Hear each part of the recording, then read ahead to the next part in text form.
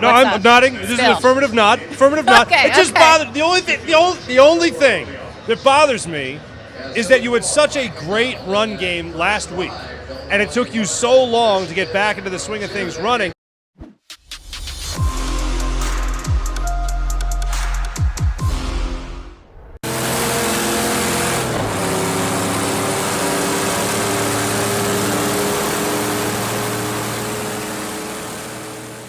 Welcome back to the Pond the Hockey post-game show. It is time for our Jeff D'Ambrosio Auto Group Drive of the Game. Go JeffAuto.com.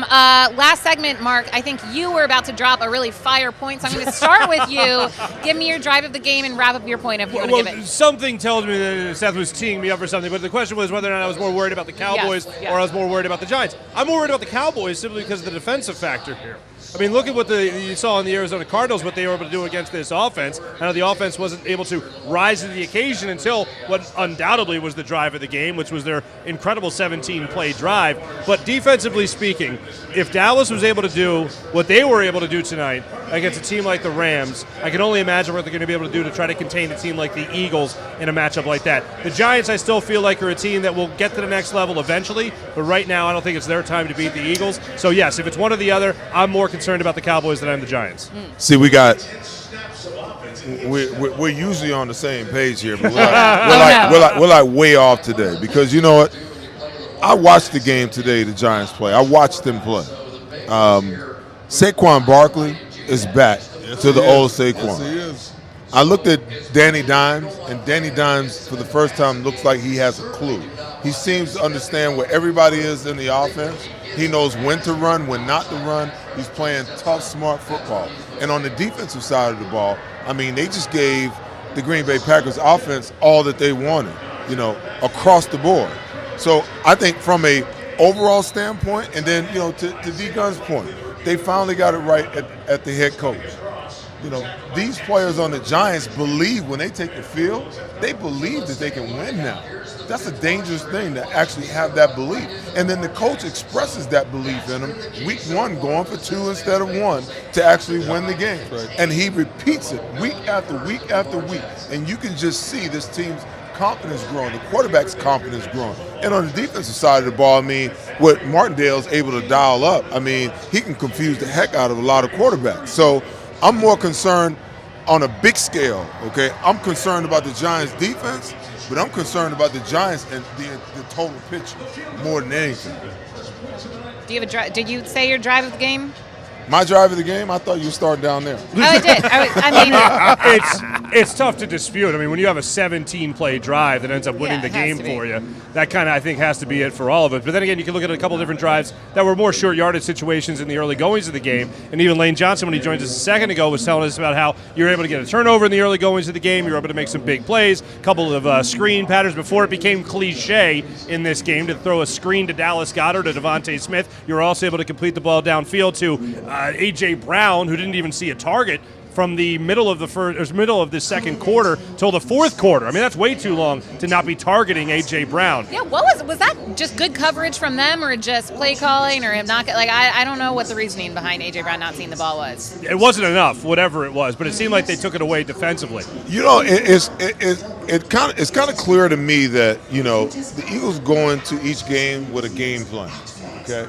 Week one, it was pretty darn evident that, you know, A.J. Brown, he was the focal point in that game because that was the matchup that they felt like they had the best situation with. You come back week two, and all of a sudden, you know, Devontae Smith explodes and just has, you know, this hell of a game. And then today, it seemed like the theme was Dallas Goedert to start. It doesn't seem like, to me, there's, you know, a let's spread the ball around type of thing. I think they zero in on a matchup that they think that they can win with, and they go with that. That's the theme of what they do, and then they evolve and they change as the game goes on. Listen, I think that, you know, the Eagles' second scoring drive, 16 plays, 87 yards, it gave them a 14-point lead. They were up 14-0. If they don't get there, it's likely that they lose this game.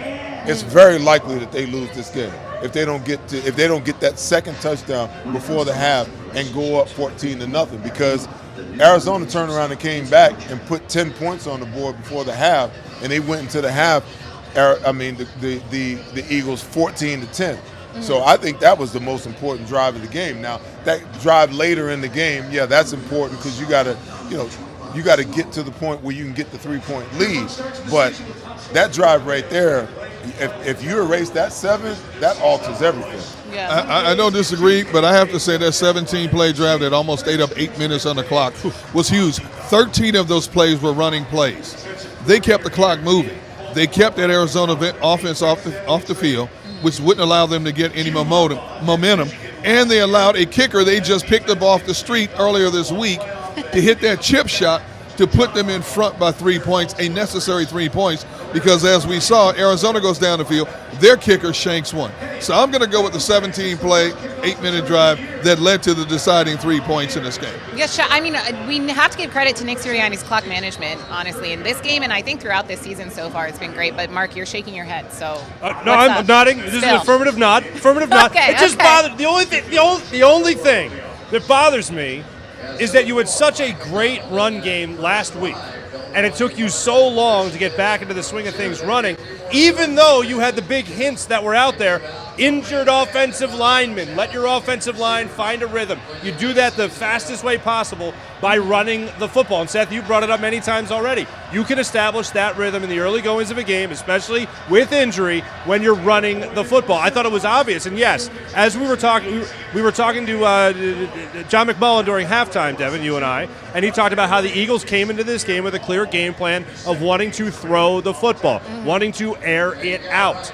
Well, yes, that sometimes is the best version of yourself, but what you were just coming off of seemed to be pretty damn good, with Miles Sanders being able to run up the middle for 131 yards, 2 touchdowns, all career highs. They showed the stats during the game, and I'm thinking to myself, when are they going to go back to this? And you know, when they went back to it in clutch time, when they needed it the most, and that's when they were able to step up with their run game again. I'll say this again. I made the assertion last week.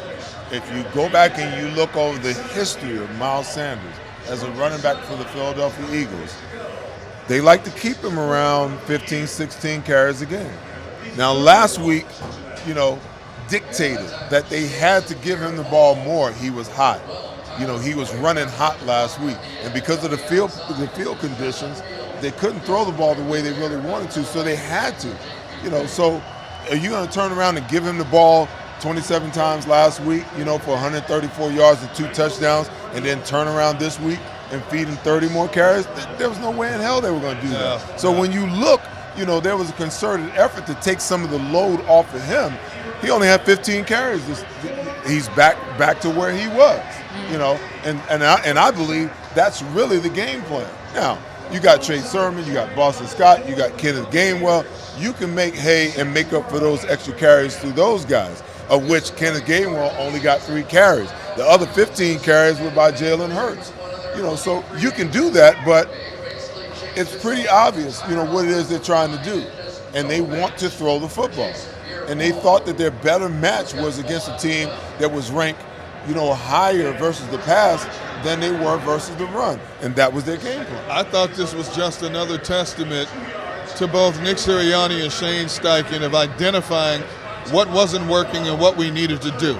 They ran the football 33 times in this game today. 13 of those came on that decisive drive. 13 out of 17 plays were running plays on that decisive drive that led to the game-winning score. So I'm going to give kudos to the offensive brain trust for making another in-game adjustment. We talk about how they make in-game adjustments. They made the necessary in-game adjustment when they had to. They definitely did.